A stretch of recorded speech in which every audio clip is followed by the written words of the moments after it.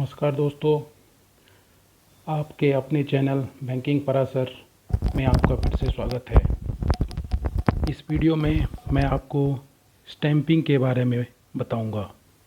Stamping government को tax पे करने का एक प्रोसेस है, जिसको आप ई स्टैंप के ज़रिए या ट्रेडिशनल स्टैंप के ज़रिए या डॉक्यूमेंट में फ्रैंकिंग के ज़रिए अमाउंट का इम्प्रेशन करवा कर सकते हैं। इस प्रकार यह कहा जा सकता है कि स्टैंपिंग गवर्नमेंट के रिवेन्यू जनरेशन का एक जरिया है। इस वीडियो में मैं आपको बताऊंगा कि स्टैंप ड्यूटी कब लेनी है, क्यों लेनी है, कैसे लेनी है और नहीं लेंगे तो क्या होगा। इस वीडियो को आप अंत तक अवश्य देखें ताकि आपको इसके बारे में पूरी जानकारी मिल सके। दोस्तों, केंद्र सरकार ने स्टैंपिंग के संदर्भ में इंडियन स्टैंप एक्ट का इनेक्टमेंट किया है। इसे हम फाइनेंशियल इनेक्टमेंट भी कह सकते हैं। स्टैंपिंग की प्रक्रिया में लगने वाले कर को 2 भागों में विभाजित की गई है, जिसमें कुछ डॉक्यूमेंट जैसे demand promissory note, cheque, bill of exchange, bill of lading, transfer of share, debenture, proxies and receipt पर स्टैंप ड्यूटी कलेक्शन का अधिकार सेंट्रल गवर्नमेंट के पास है। इनमें से डिमांड प्रोमिसरी नोट तथा यूसेंस बिल ऑफ एक्सचेंज के संदर्भ में स्टैंप ड्यूटी रिवेन्यू टिकट के द्वारा ली जाती है और इसमें स्टैंप ड्यूटी पूरे भारत में एक समान ली जाती है। बाकी बचे केंद्र से संबंधित स्टैंप ड्यूटी में भी कर निर्धारण संबंधित राज्य सरकारों के द्वारा ही की जाती है। केंद्र सरकार के द्वारा वर्णित जो एंट्री 91 में डॉक्यूमेंट के अलावा सारे डॉक्यूमेंट जैसे कि affidavit, agreement, hypothecation, pledge, guarantee, power of attorney, mortgage, transfer of ownership आदि में स्टैंप ड्यूटी का निर्धारण भी संबंधित राज्य सरकारों द्वारा की जाती है। दोस्तों, यदि संबंधित डॉक्यूमेंट में रिक्वायर्ड स्टैंप ड्यूटी नहीं लेते हैं तो डॉक्यूमेंट को लीगल वैलिडिटी नहीं मिलती है और डॉक्यूमेंट को हम कोर्ट ऑफ लॉ में प्रेजेंट नहीं कर सकते। दोस्तों, अब हम इससे संबंधित कुछ आवश्यक बिंदु के बारे में आपको बताएंगे, जिसे आप हमेशा ध्यान में रखिए स्टैंपिंग के संदर्भ में। दोस्तों, प्लेस अर्थात जिस राज्य में डॉक्यूमेंट को एग्जीक्यूट कराया जाता है उस राज्य में निर्धारित कर के हिसाब से ही स्टैंप ड्यूटी लगती है। डॉक्यूमेंट में किए गए करार जैसे agreement, hypothecation, pledge, bond, mortgage जो भी है उसी के आधार पर राज्य के द्वारा स्टैंप ड्यूटी निर्धारित की गई है। हमें उसे उसी के हिसाब से लेना होता है। यदि एक ही डॉक्यूमेंट में एक से ज़्यादा करार किए जाते हैं, जैसे कि एग्रीमेंट और हाइपोथिकेशन दोनों यदि वर्णित है, तो दोनों में से जो ज़्यादा जिस पे स्टैंप ड्यूटी ली गई है उसके हिसाब से हमें स्टैंप ड्यूटी लेनी होती है।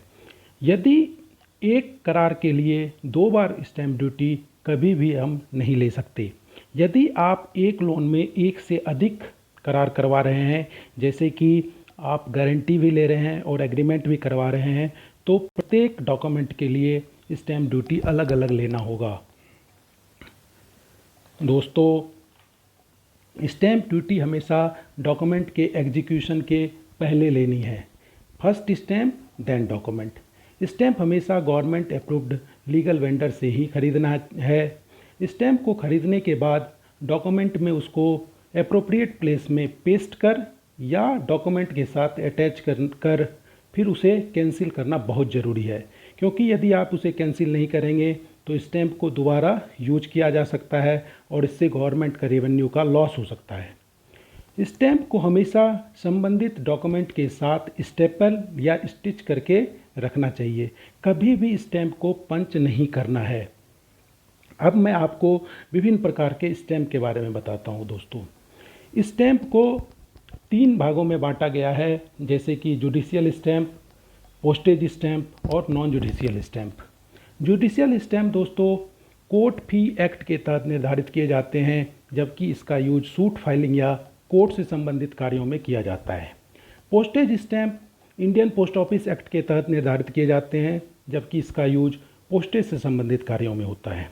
दोस्तों, तीसरा नॉन जुडिशियल स्टैंप है, जिसका निर्धारण इंडियन स्टैंप एक्ट के तहत किया जाता है और इसका यूज कॉमर्शियल ट्रांजैक्शन में होता है। दोस्तों, हम बैंकर हमेशा कॉमर्शियल ट्रांजैक्शन को डील करते हैं, अतः हमें नॉन जुडिशियल स्टैंप के बारे में पूरी जानकारी होनी चाहिए। कॉमर्शियल ट्रांजैक्शन में प्रयोग किए जाने वाले स्टैंप को हम दो भागों में बांट सकते हैं। एक है अधेसिव स्टैंप और दूसरा है इम्प्रेस्ड स्टैंप।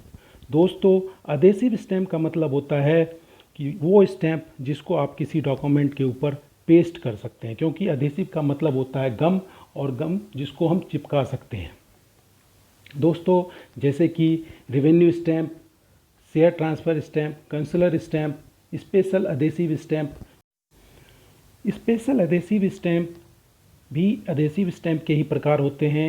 जैसे कि आप वीडियो में देख सकते हैं कि ये महाराष्ट्र गवर्नमेंट का स्टैंप है, इसमें अमाउंट लिखा हुआ है और आप देख रहे हैं नीचे स्पेशल अधेसिव लिखा हुआ है। इसी तरह से जो कंसुलर स्टैंप होगा वहाँ कंसुलर लिखा होगा, जो शेयर ट्रांसफ़र स्टैंप होगा वो ट्रांसफ़र स्टैंप होगा और उसमें स्टेट का नाम भी वर्णित होगा। तो इसके आधार पर हम अधेसिव स्टैंप को देख सकते हैं।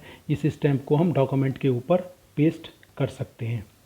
दोस्तों, इसके बाद स्पेशल अधेसिव स्टैंप की सबसे ज़्यादा खूबी ये है कि इसको हम इम्प्रेस स्टैंप के जगह पर रिप्लेसमेंट के तौर पर, सब्स्टिट्यूट के तौर पर हम यूज कर सकते हैं। जहाँ पर इम्प्रेस स्टैंप हमारे पास अवेलेबल नहीं है, वहाँ हम स्पेशल अधेसिव स्टैंप यूज कर सकते हैं।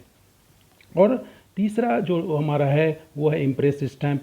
एक ऐसा स्टैंप जिसमें कि डॉक्यूमेंट को आप प्रिंट भी कर सकते हैं। जैसे कि आपके सामने ये है, आप देखिए कि जो A4 साइज़ का पेपर है, इसमें ये स्टैंप आधे में इम्प्रिंट किए जाते हैं और वहाँ इंडियन नॉन जुडिशियल लिखा रहता है, और आधे भाग में जो ब्लैंक प्लेस है वहाँ पर आप डॉक्यूमेंट को प्रिंट कर सकते हैं, आप डॉक्यूमेंट को लिख सकते हैं।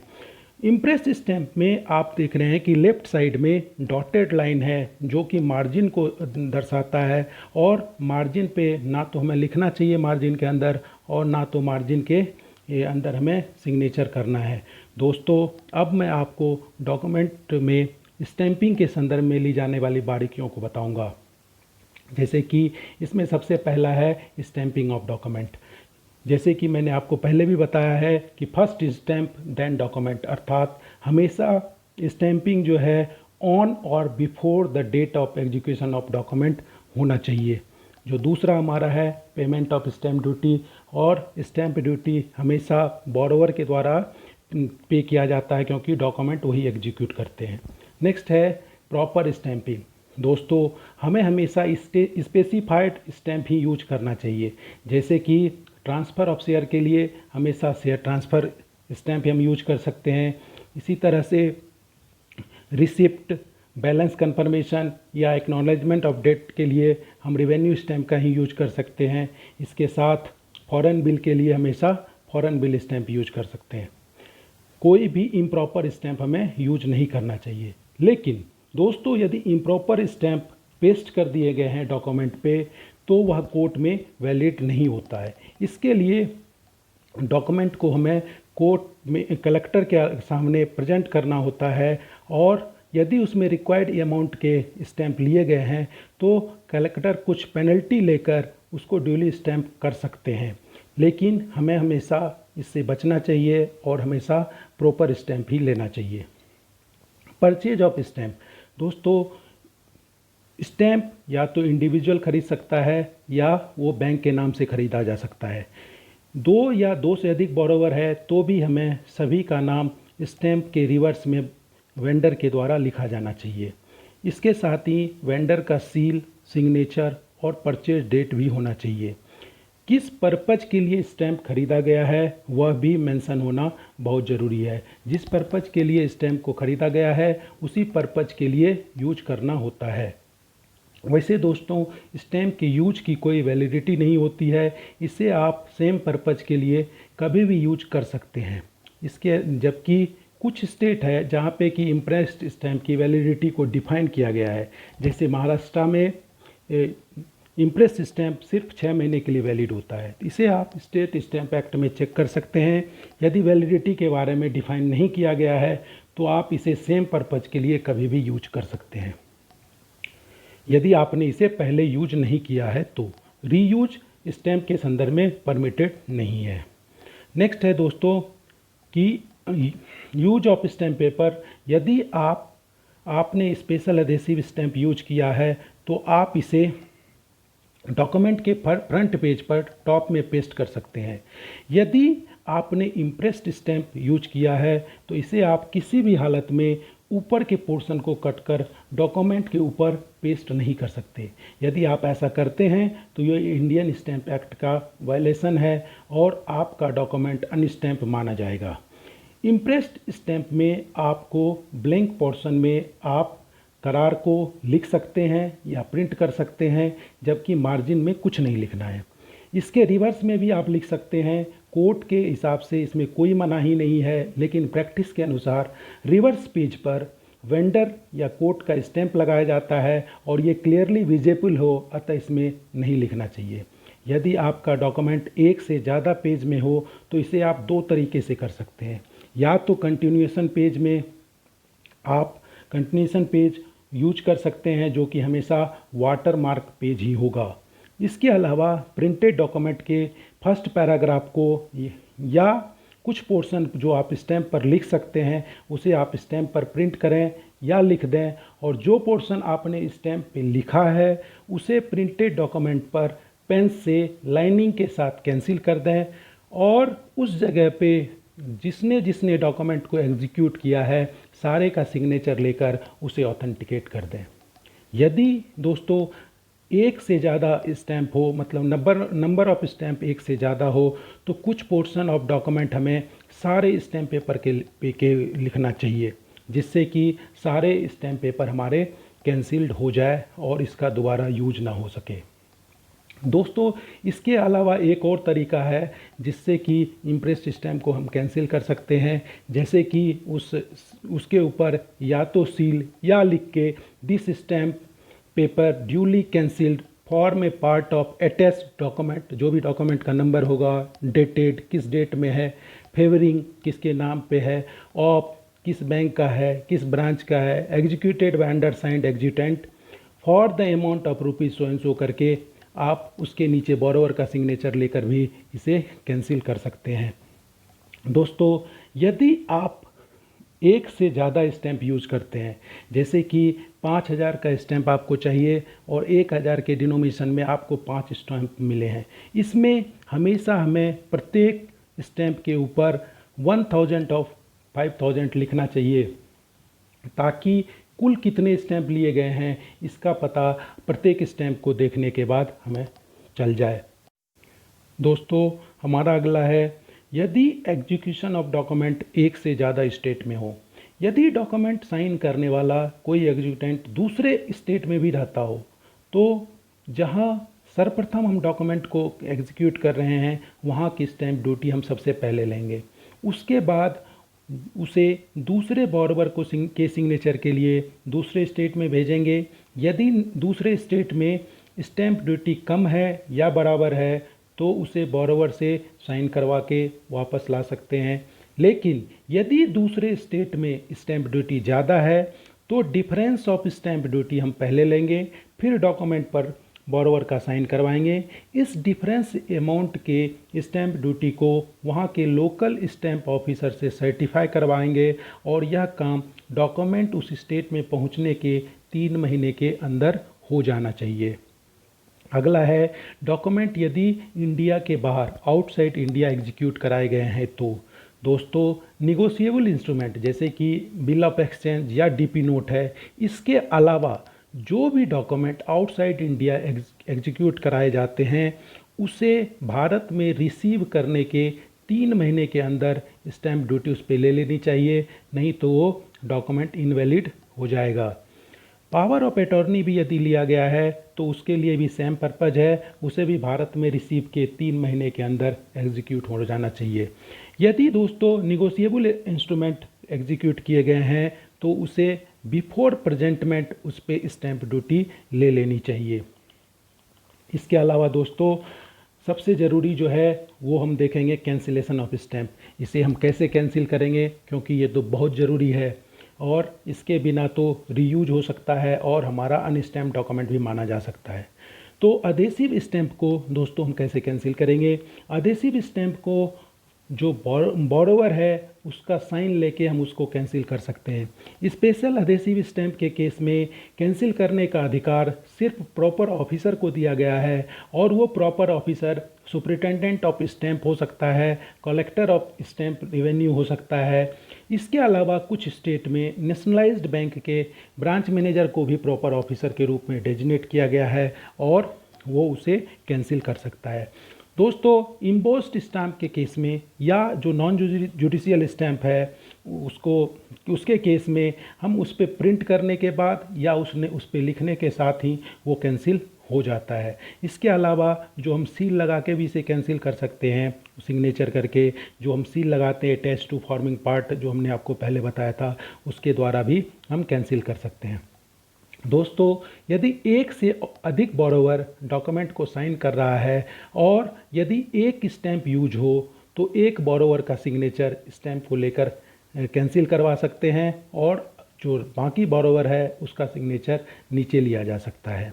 इसके अलावा यदि एक से अधिक स्टैंप यूज किए गए हैं, जैसे कि रेवेन्यू स्टैंप 1 रुपये का होता है और यदि 5 रेवेन्यू स्टैंप लिए गए हैं तो प्रत्येक रेवेन्यू स्टैंप पे हम अलग अलग बोरोवर को साइन लेके भी हम उसको कैंसिल करवा सकते हैं। इसमें प्रत्येक स्टैंप पे सभी बोरोवर का सिग्नेचर होना कोई ज़रूरी नहीं है। हमारा मेन पर्पज़ ये होना चाहिए कि वो स्टैंप कैंसिल हो जाए ताकि वो दोबारा रीयूज नहीं हो सकते।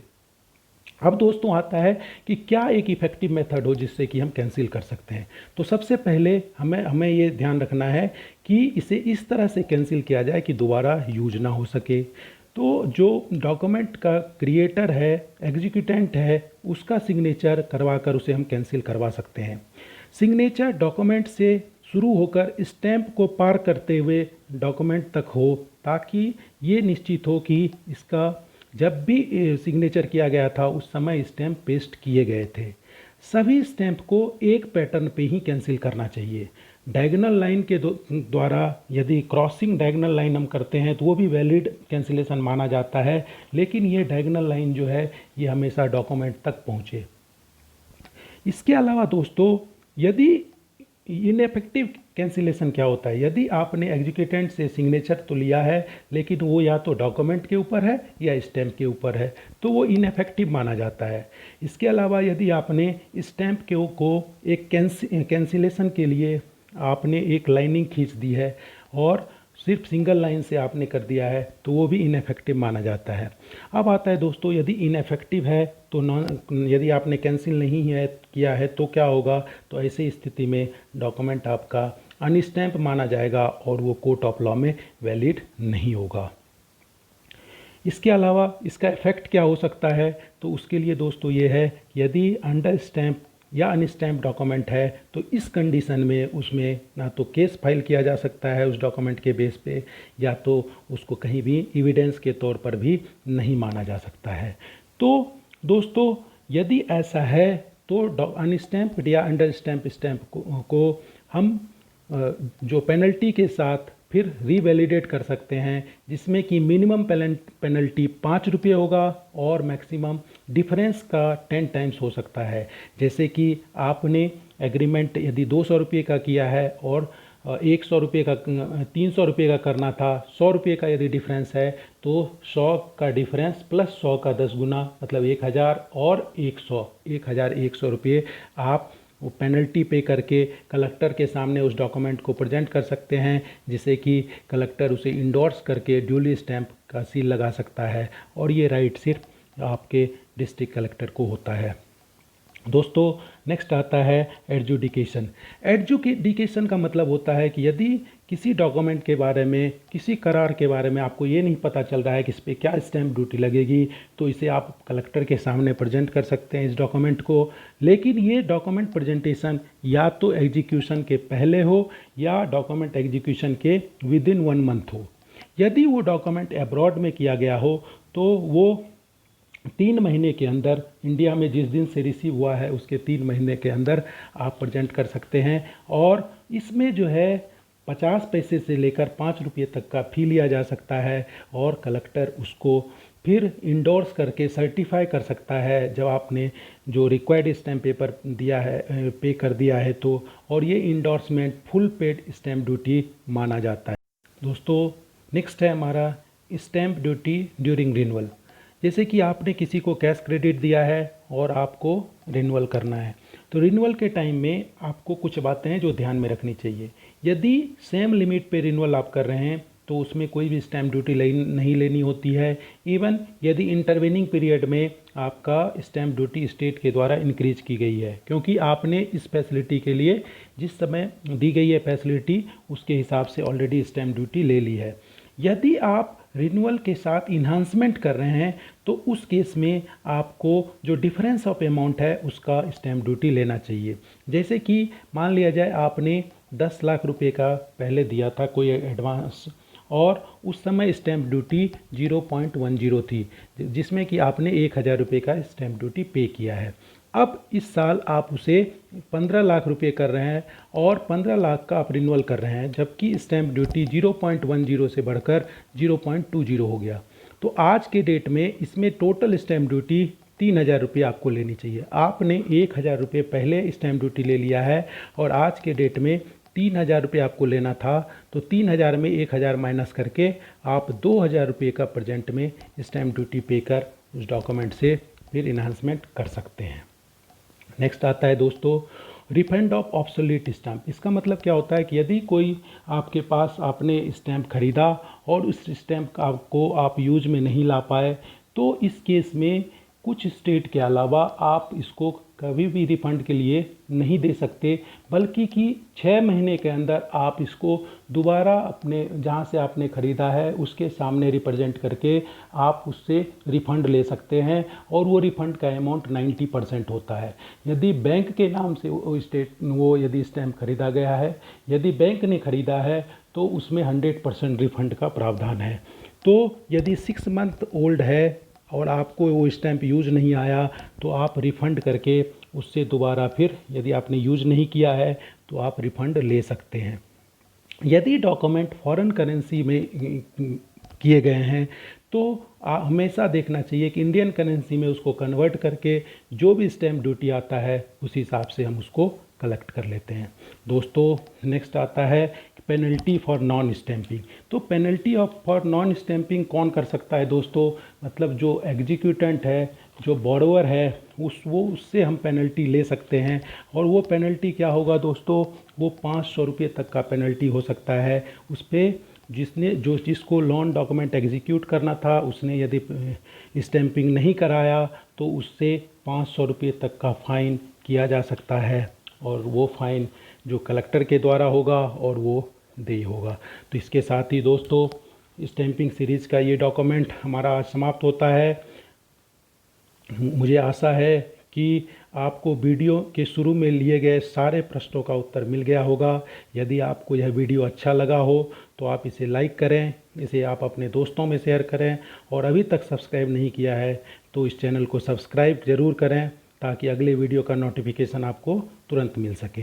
मैंने इस चैनल में टाइप्स ऑफ बोरोवर और सिलेक्शन ऑफ डॉक्यूमेंट से संबंधित 2 वीडियो पहले ही उपलब्ध कराया है। यदि आपने उसे नहीं देखा है तो उसे भी आप अवश्य देखें। इसके साथ ही दोस्तों इस वीडियो को मैं समाप्त करता हूँ। नमस्कार, जय हिंद।